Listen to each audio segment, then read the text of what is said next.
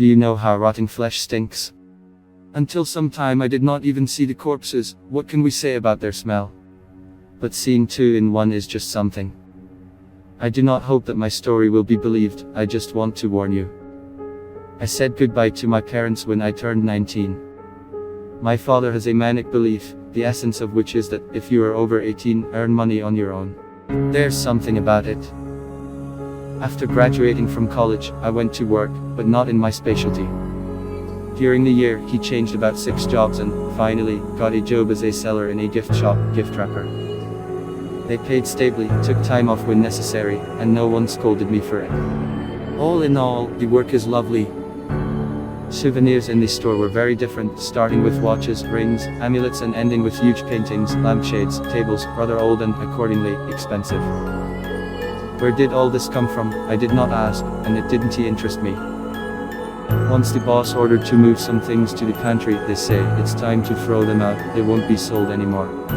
From the storeroom, they were then taken to the dump by other workers. I dutifully set to work. In the end, I accidentally hooked a box on an old, dusty table. Several objects fell to the floor, one of them turned out to be a gold chain with a strange cross.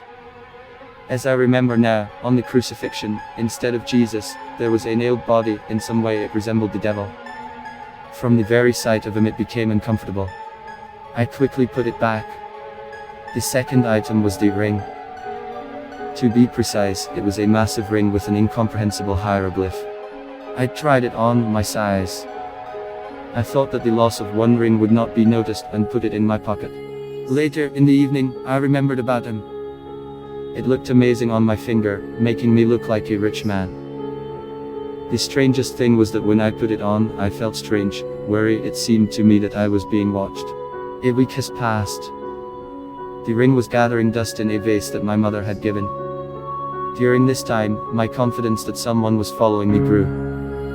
I returned from work at about 8 in the evening, and by 9 o'clock I could not go out to the landing for a smoke because of anxiety. It seemed to me that someone was there all the time. I already began to think, my roof did not go. What the hell is not kidding, I live alone, the daily routine is home from work, and not long before the white room with soft walls. I still remember the day. The end of February, the frost was brutal. It seems like it was Saturday or Friday. I was determined to have myself an evening of laughter. On the way home, I bought an Aldi Jim Carrey movies CD, a large packet of chips and a bottle of Heineken beer. After a couple of cans I wanted to smoke. I didn't want to go to the balcony, I have fish there for catching pike, so I decided to go out onto the landing. Already at the site I sat down on the very top step and began to smoke. At first, I did not even notice how the light began to turn on and off alternately in the entrance, turning into such a color music. Then the light went out altogether. I did not feel fear then, the wiring was old. Already finishing smoking, I felt a pungent smell of rot hit my nose. I began to feel sick. Footsteps came from the top floor. The closer they got, the clearer I understood that there was little good in them. They were too spanking, as if someone had just come out of the bath.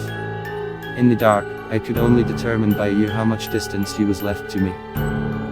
The steps subsided, according to my estimates, 2 or 3 meters from me. I wanted to ask, who is this? But the words stuck in the throat.